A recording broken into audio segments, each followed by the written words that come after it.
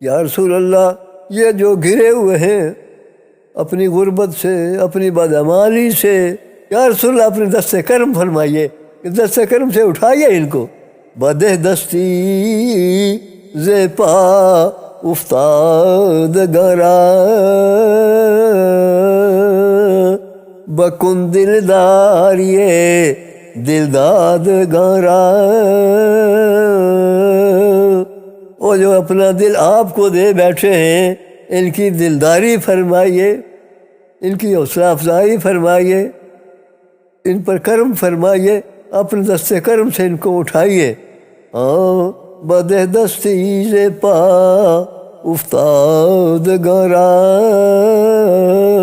بکن دلداری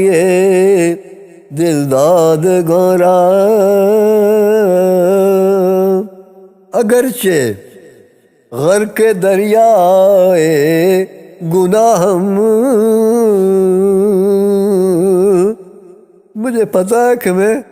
گناہوں کے دریا میں ڈوب رہا ہوں، اگرچہ غرق دریائے گناہم، اور یہاں جمع کا صیغہ، اگرچہ غرق دریائے گناہ فتادہ خشک لب برخاک راہ، اور ان کے ہونٹ خشک ہو گئے ہیں، ان کی جان خشک ہو گئی ہے، ان کے ہونٹ خشک ہیں، اور یہ خاک پر آپ کی راہ میں انتظار میں۔ تو اب رے، اب کیا ہے،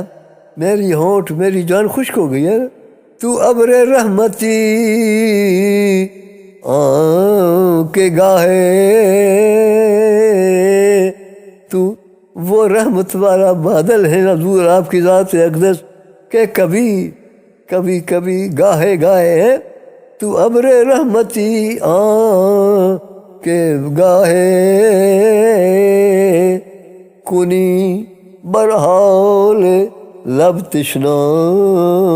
نگاہ۔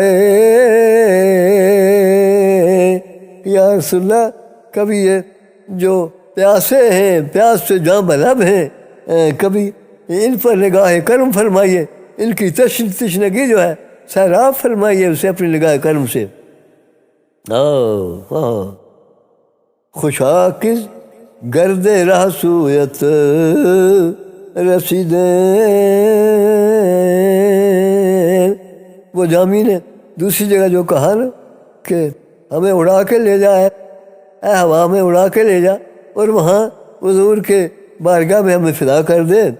خوش قسمت ہوگی، خوشا کس گرد راہ سویت رسیدیں،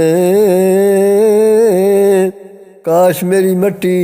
اڑ کر آپ کی بارگاہ میں پہنچ جائے۔ بدیدہ گرد از کویت کشیدیں، کبھی خوش قسمتی سے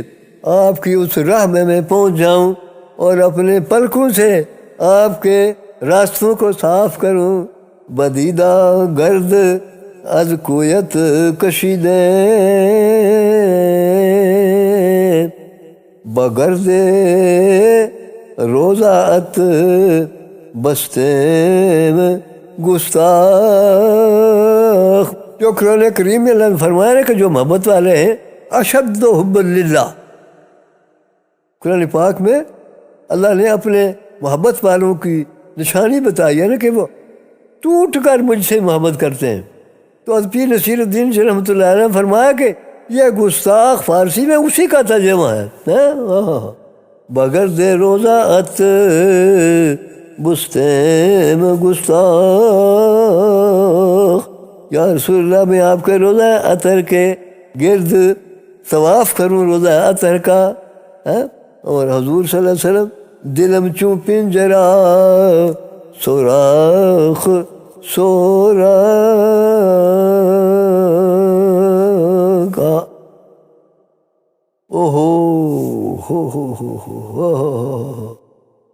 تو ابر رحمتی بہک گاہے اور دوسری جگہ جو کہا کہ ما تشنا، قدسی نے ما تشنا لبان متوئی آب حیات، لطف فرما کے زہد بھی گزرد تشنا لبی، تو ابر رحمتی بہک گاہے، کنی برحال لب خشکاں نگاہے، مشرف گرچہ شد جامی آز لطفش، جامی جب حاضر ہوتے تھے بارگاہ عالی میں تو جب رخصت ہوتے تھے حضور صلی اللہ علیہ وسلم فرماتے تھے کہ خیر سے جاؤ اور خیر سے واپس آؤ۔ جب رخصت طلب کرتے تھے تو آواز آتی تھی اندر سے کہ خیر سے جاؤ اور خیر سے واپس آؤ، تو آخری حاضری جو ہے نا، تو جانے کا تو کہا خیر سے جاؤ اور واپسی کا نہ کہا، چیخیں نکل گئی۔ ساتھی نے پوچھا کیا ہوا؟ کہا بس یہ آخری حاضری ہے، چونکہ واپسی کا ارشاد نہیں ہوا ہے۔ واہ واہ واہ واہ واہ واہ، مشرف گرچہ شد جامی ز لطفش، خدایا کرم بر ماہ ما کن، ہم سب پر خدایا کرم بر ماہ ما کن،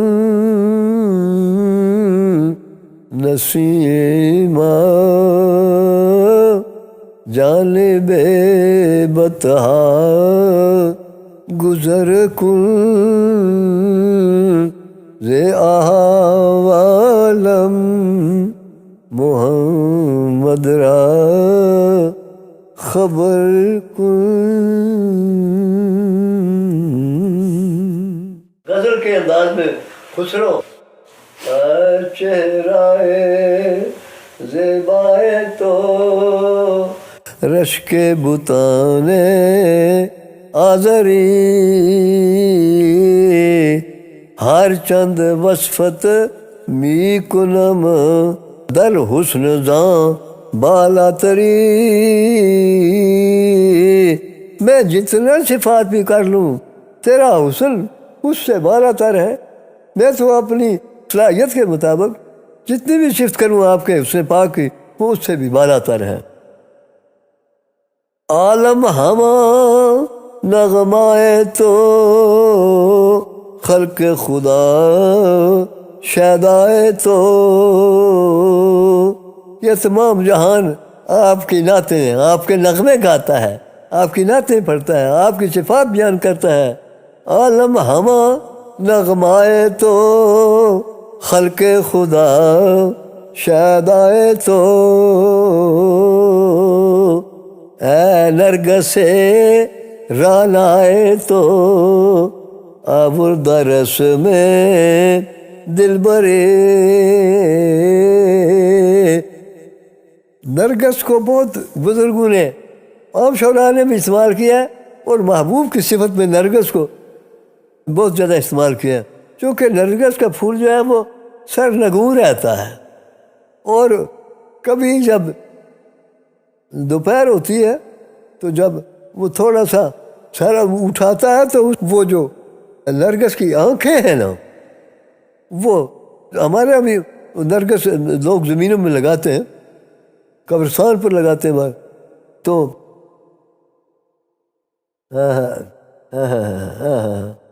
اے نرگس رانائے تو